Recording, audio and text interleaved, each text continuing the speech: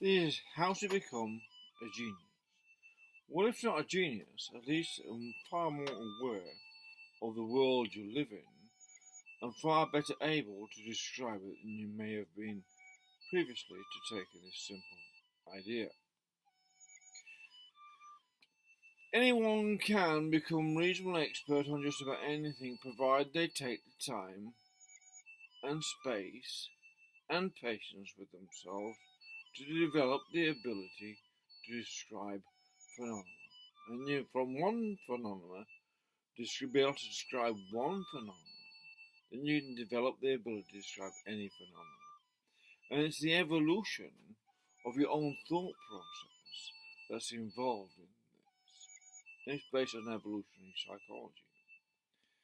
And it's what our life should be as we go through it. Our soul's journey, our spiritual journey in life, should be trying to improve our own cognitive ability so that we can observe, when we observe phenomena, or politicians or whatever, then as we get older and wiser, some of us may, or some may, then we can see whether politicians are telling the truth or not.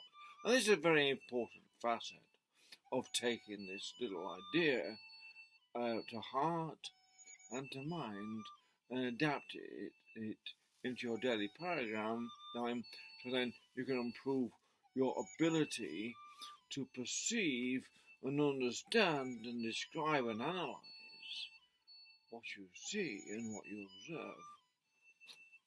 How is it done? It's not difficult, actually. Find any subject that you're interested in. It doesn't matter what subject it is. It doesn't matter what it is, because all subjects lead to another. There are no people say, "Oh, you're jumping about this place and not talking about this and how is it connected?" Actual fact, everything is connected in this universe. There's no doubting. Everything, single thing we do is connected with everything else. It's a total confluence, a jelly of energies, if you like, a jelly of ideas. It's all complicated into the whole scheme of things, into the matrix. How is it done? It's very simple. It's a matter of writing down your thoughts. You write down any idea you like. You read the paper. Get stimulated by something. You read a paper. It doesn't matter what the subject is. It doesn't matter. The subject can be climate change, because some subject could be homosexuality. It could be the Roman era. It could be how laws are passed. It could be how steam engines came about. It doesn't matter what genre of subject or topic that you take up. It's irrelevant, right? Because the fact is that anyone is allowed in a free world to inquire about anything they like, learn about anything they like, to be as deep as they care to go. And that's the wonderful ability about being a free, independent, sovereign spirit, that we can be independent-minded and independently gain knowledge about any particular subject. And if we gain knowledge about, say, quantum theory and quantum physics, which I suggest everyone ought to try and get some insight to that, it may then give insight to the whole, if you like, whole phenomena, the whole diverse paradigms we exist in. But any particular subject you can choose, write down in whatever amount of words you like, 2,000 is enough. Write the words down and whatever, how they come out. Don't worry about grammar, don't worry about punctuation, don't worry about any of that stuff, because that's not what we're about here. We're not trying to teach you about grammar, we're not teaching you about punctuation, all of that. We just get your thoughts down into something. It doesn't matter how rough it is, it doesn't matter if the sentences make sense or not. It doesn't matter. The thing is the thoughts, it's the locus, what is in there that matters.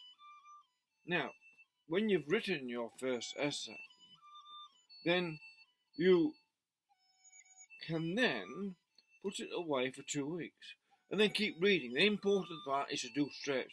The important part about this is be independently minded in how you're researching. Do not believe anything whatsoever. Do not believe what I'm saying about this, because I know it works. So therefore you can find out yourself it's actually a fact. It's not a belief, this actually works. And anyone can undertake it. There's no restrictions. The internet and libraries contain all the information, knowledge data, and analyse statistics you can find if you want to, if you care to research. And ignore all politicians, ignore all media. And what's important about this message is to ignore all media, all politicians, and become independently minded. You want to know for yourself. David Bowie said you can know it all if you choose. That's a very, very wise thing to suggest. Anyone can. You can't. Knowledge is an authority itself. There's no one owns knowledge because knowledge evolves all the time, and what the meaning of it evolves all the time. And this is the point about this: is the meaning of what you know evolves the more you learn about about the phenomenon that you are studying, or the paradigm that you're studying. The meaning of it changes as you learn more about it. So if you write your essay and put it away for 2 weeks and pick it up in 2 weeks' time and read it as if it's someone else's, you must read it as if it's a stranger's piece of work, not your own. And you'll find that in 2 weeks, all the mistakes you've made, or most of them, will jump out of the page at you and you say, oh God, all right, and rewrite it, then write it again. Write the thing again, right? Put it away for another 2 weeks, right? You can write it again then, straight away if you want to. Write it straight away. Write it, rewrite it. Put it away for another 2 weeks. Continue researching on. You don't have to particularly research the subject that you're interested in, this is about, because all things are continued. So ideas you get from researching other subjects that might be related to it, because all things are related, then gives you further insight into the topic you're interested in. And this again then gives you a more holistic education about the world and the cosmos and the universe in general. So after the second week, this is 2 weeks you let it go and you've rewritten it, and another 2 weeks goes and you pick it up again, as if again, you must be impartial to it. You must not be worried about it's your work. It's no longer your work because you've evolved in that 2 weeks. If you continue to learn and research and develop your intellect and cognitive ability along the way, you have evolved, and you will be ahead of the paper you've done before. So you can read it. The mistakes again will come out and hit you in the face, and this will automatically improve your grammar. Naturally improves your grammar. Naturally improves the way you can speak. Not that I'm any expert on that, but it naturally improves the way you speak, because naturally you sort of learn, I can form my words better, phrase them better, because while you observe the mistakes you make. And that's reappraising your own work is fundamental to your own development and your own soul's journey through life, especially your academic and your intellectual journey through life. That builds you as a person, as an individual, as a sovereign individual that doesn't want to belong to the collective. Now, if you continue this program for a whole year and every fortnight you pick up your work, you let the mistakes tell you when, then they'll automatically jump out at you, and you'll get better and better and more refined at this. You find you can write in a more refined way, your prose will improve, your sentence will become shorter and be able to mean what they say with less words, and also have a dictionary with you. Never be ashamed to have a good dictionary next to you, and then if you struggle with any word, and then you can find what the meaning of the word is, that will help you put together your work as well. Now, because of today, it seems so many people have forgot what dictionary is all about, finding out the meaning of words.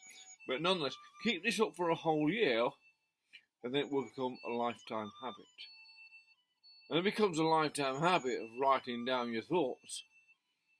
Then you develop your own thought processes that's sovereign to you, and becomes part of your nature. So therefore, you are separated as an individual from the collective mind, which is the sheeple, if you like, the ones ruled by elite. And why do you rule sheep? Why do you create sheep? Why do you create collectives? Sheep, so you can call them at harvest time and roast them. But by being a sovereign individual, becoming independent in learning and your academic ability or intellectual ability to analyse for yourself, you separated from the sheep. Your chances of handing down your survival skills to your next generation and onwards becomes a benefit to your genetic capital. But nonetheless also makes you a far better democratic person, because the democratic process is a better quality one when everyone is a sovereign individual with sovereign understanding, the individual understanding of phenomena, of whether, so they can identify which is truth and which is not truth, rather than millions going along with a politically correct, inculcated belief system that is basically done to destroy the benefits of democracy and create, if you like, the breeding ground for a new elite, which then controls the collective by using emotional triggers the collective cannot argue with, because it doesn't know any better and it has to agree with each other like an echo chamber of what each and everyone says and every other thing, and no original thought can arise from such a situation. So I'm saying, if you want to not belong to a collective, want to create your own genius, if you like, on any subject or any number of subjects, you learn through the process I've said in this video. Write down your thoughts on what you're interested in. It's got to be what you're interested in. Leave it for 2 weeks. Pick it up again. Mistakes will come to you. Rewrite it. Leave it for 2 weeks. And continue this process, and then you'll become habit, because you want to. Then you get into the habit of this self-improvement, and then you realise that this is a way of waking up your mind, and you become a sovereign, independent person, and you will not be following the sheep into the collective and what's called the left would prefer.